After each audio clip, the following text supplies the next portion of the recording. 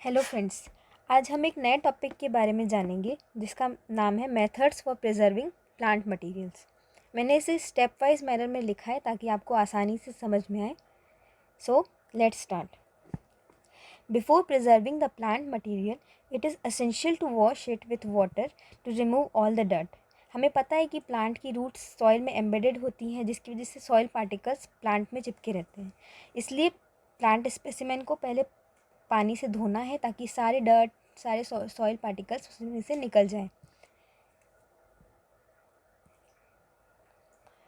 इसके बाद after cleaning the specimen, it is now fixed on a glass sheet with a thread.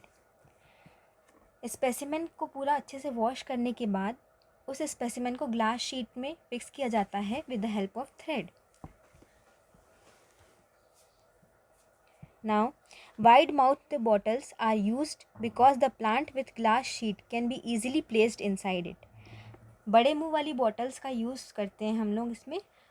उन bottles के अंदर plant specimen को डाला जाता है।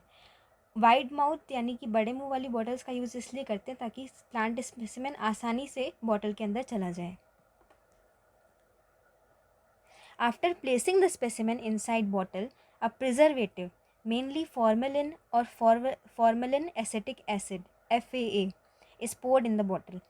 स्पेसिमेन को बॉटल के अंदर रखने के बाद प्रिजर्वेटिव मिलाया जाता है जिसका नाम फॉर्मेलिन है या फिर formalin acetic alcohol.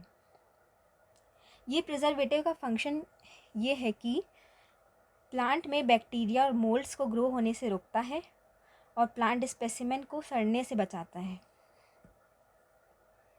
Now name of plant, location, date of collection and collector's name should be written on a white paper with black ink. एक वाइट पेपर में ब्लैक इंक से प्लांट का नाम, उसकी लोकेशन, उसे कहाँ से लिया गया है, date of collection and collector's name लिख के उसे वाइट पेपर पे ब्लैक इंक से लिखते हैं। This paper is now glued to the bottle. अब इस पेपर को बॉटल में चिपका देना है। Now let's come to our other topic, that is methods for the preparation of herbarium. While collecting the specimen, it should be kept in mind that specimen of angiosperms or flowering plants must contain intact flower or fruit. जब हम लोग specimen को collect कर रहे हैं तो जो angiosperms होते हैं, फ्लावरिंग प्लांट्स भी जिसे कहा जाता है, उनमें फ्लावर्स या फिर फ्रूट्स ज़रूर होने चाहिए। ऐसा क्यों? In the absence of flower or fruit, it will become difficult to identify the plant. Flower या फ्रूट की एब्सेंस में हम नहीं जान पाएंगे कि ये प्लांट कौन सा है, उसे आइडेंटिफाई करना मुश्किल हो जाएगा। इसलिए 3 to 4 specimens of the same species but different localities must be collected.